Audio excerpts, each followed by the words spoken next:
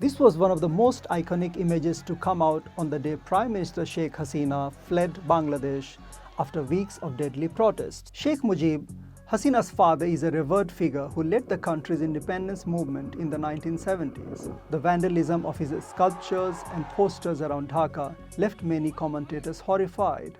But many people were angry due to Hasina's brutal response to the student-led protests. About 300 people were killed and more than 1,000 arrested. Many drew parallels between Hasina and her father, who promised democracy but turned into an authoritarian leader. In 1975, Mujib dissolved opposition parties, essentially turning Bangladesh into a one-party state. He also curbed media freedom. Mujib was killed in a military coup later that year.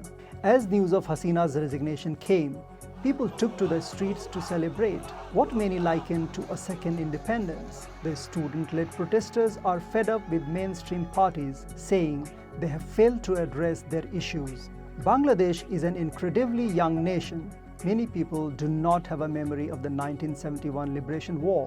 There was also pent-up anger against Hasina's 15-year rule, during which hundreds of people were extrajudicially killed and disappeared. Opponents were jailed and media was muzzled. The violent crackdown in recent weeks was likely the tipping point, pushing protesters to express their anger at everything that symbolized an association with Hasina and her autocratic rule.